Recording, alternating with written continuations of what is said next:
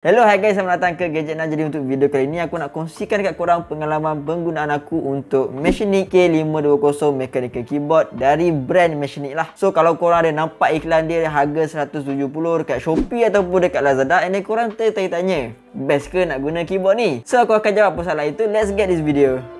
Roll it.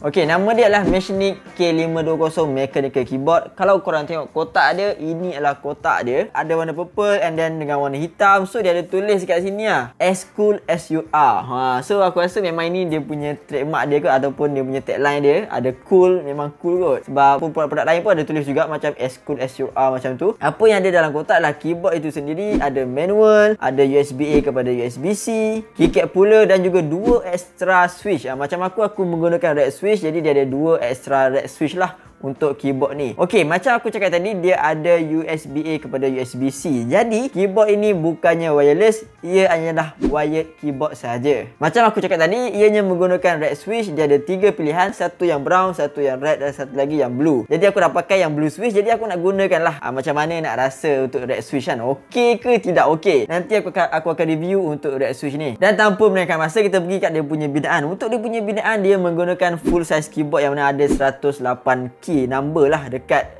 keyboard ni. Dan disebabkan dia full size, so dia agak lebar lah. Kalau korang tengok daripada pandangan luar, untuk keyboard K520 ni memang looks dia sangat-sangat marvelous.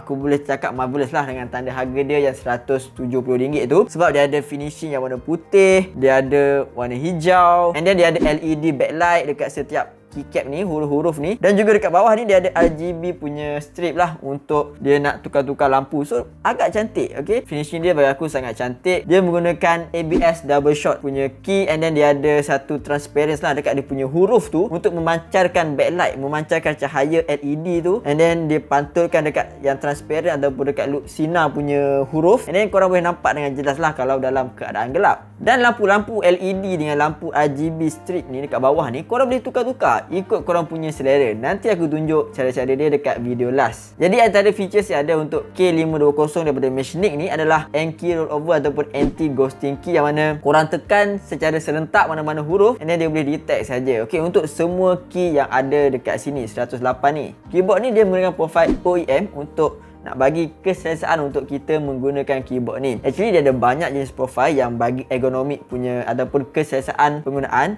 Cumanya dia menggunakan setup yang OEM. Ada banyak lah yang lain-lain macam Cherry dan juga yang lain-lain lah. Korang boleh tengok dekat Google. Aku rasa aku dah habis sembang tentang keyboard K520 ni. Aku akan bagikan aku punya rumusan dulu, aku punya pengalaman penggunaan aku, and then lepas tu baru aku tunjukkan dekat korang cara-cara nak tukar dia punya lampu apa semualah. Okay, dia punya function-function dia. Jadi untuk pengalaman penggunaan aku untuk keyboard Machinnik K520 mechanical keyboard ni, aku boleh katakan okey saja dengan red switch dia. Jadi perasaan tekan red switch ni, dia rasa seperti korang tekan membrane biasa punya keyboard, and then dia ada rasa sedikit tactile. Okey, kalau yang blue switch korang tekan tu, dia memang tactile dia agak tinggi. So bila korang tekan, korang boleh rasa, yes aku tekan huruf A, yes aku tekan huruf S. Okey, macam tu korang boleh rasa. Tapi kalau untuk yang red switch ni, dia punya tactile tu hanyalah 50% daripada blue switch, dan lagi 50% dia rasa macam membrane. So dia ikut korang punya penggunaan lah. Okey, kalau yang korang suka yang blue switch, korang ambil yang blue switch. Kalau korang suka yang red switch, korang ambil yang red switch. Macam aku boleh adapt dengan blue ataupun dengan red. Tapi aku suka yang red ni sebab bunyi dia agak perlahan. Okey, tekan pun tak ada masalah bagi aku, dan bunyi dia sangat-sangatlah memberikan ketenangan kepada aku.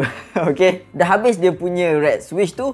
So untuk dia punya design, dia punya finishing pada setiap keycap dia, aku boleh rasa dia macam matte finish. Bila tekan sangat best. Okey, bila tekan tu rasalah dia punya grip sedikit, and then aku suka dia macam ada macam kasar-kasar sikit matte finish kan. So dia rasa macam best bila korang tekan. Senang cakap, dia tak licin untuk setiap huruf tu. Dan yang ketiga, dia punya binaan macam aku cakap tadi, dia sangatlah solid dengan binaan plastik. Untuk kerangka dia, belakang dia plastik, and then dekat dia punya stand ni, dekat belakang ni pun plastik yang sangat solid. Bila korang pasang je, memang solid lah. Harga 170 korang dapat satu produk yang agak solid. Dia punya binaan dia, korang tengok ni, memang solid gila. Nampak? Bila aku goyang pun, aku tak dengar dia punya apa dia punya switch tu yang bergoyang dekat dalam tu. So dia tak adalah bunyi bising kalau aku goyang. Jadi nak menunjukkan switch dengan keycap tu sangatlah terpegang erat. Nasib. Wow. Terasa macam Melayu baku. Okey, dia terpegang erat, so dia tak adalah bergoyang-goyang kalau korang goyang macam ni lah. Dia tak bunyi lah goyang-goyang tu kan. So binaan dia aku boleh cakap solid. Memang solid lah, memang solid. Daripada atas ke, daripada bawah ke, nampak? Memang solid dia punya plastik. Tapi semuanya adalah plastik lah, boleh rasa dia menggunakan plastik. Cumanya kalau korang tengok daripada sudut pandangan sini, huruf Q, W, E, A, S, D ni, disebabkan dia warna putih dekat sini, so korang tak akan nampak tau. Korang tak akan nampak jelas dia punya warna dia. Okay, daripada sudut pandangan aku lah sekarang, maybe kat sini agak jelas colour dia. Cumanya kalau dekat mata kasar korang, kalau ada lampu yang agak cerah dekat sini, and then yes, korang macam tanya dekat mana terletak Q, kat mana R, T. Okay, yang paling ketara dekat sini lah, yang tak nampak. Yang hijau dengan purple ni masih lagi korang boleh jelas nampak. Cumanya yang ni korang jelas. Dan lagi satu, korang tak jelas kalau dekat warna hijau ni. Lagilah tak jelas. Okay, korang boleh tengok dekat sini. Ni korang nampak dia punya ketara dia. Korang tak jelas kat mana F5, F6. Okay, disebabkan kat sini terang.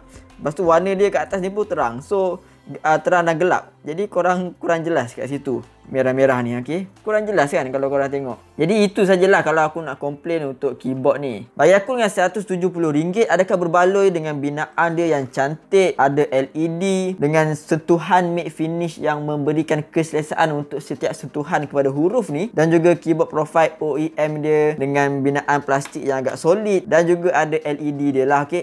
LED dan juga RGB strip dekat bawah ni membuatkan nampak dia sangat mewah. Dan juga kalau korang sukakan yang full size macam ni, yes, ini adalah sesuai dengan korang. Harga RM170 korang boleh dapat dekat Shopee ataupun dekat Lazada. Okay, itu aku boleh sarankan dekat korang lah. Okay, dah habis aku punya ulasan aku, dan juga aku nak tunjuk dekat korang lah cara-cara penggunaan ataupun korang nak tukar lampu yang ada pada K520 ni. Anggap saja lampu dia ni tak berkelip lah macam korang nampak sekarang. Okay, sebab setting aku rakam ni sangat berbeza dengan hertz yang dihasilkan lampu untuk keyboard ni. Ini adalah office punya ni. Kalau korang tekan lama, kalau dia berkelip, ini adalah game mode punya lampu lah. Okay, so korang tak boleh pakai function ni kalau korang tekan lama.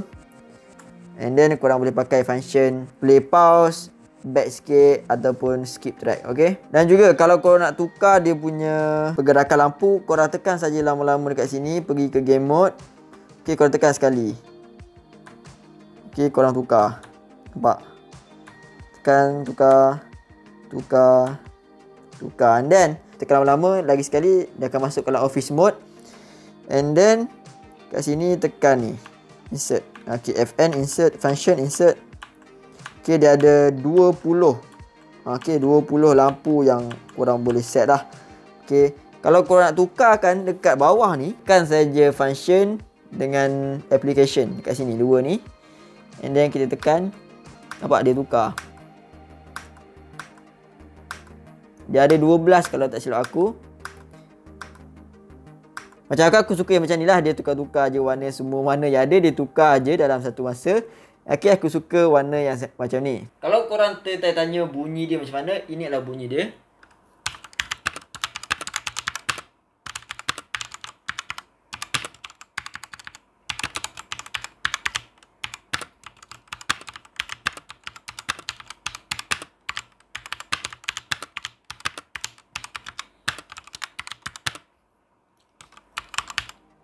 Jadi guys, itu saja untuk video kali ini. Kalau korang suka video ni, jangan lupa untuk like, komen dan subscribe aku punya channel. Dan jumpa lagi di video yang akan datang. Assalamualaikum. See ya.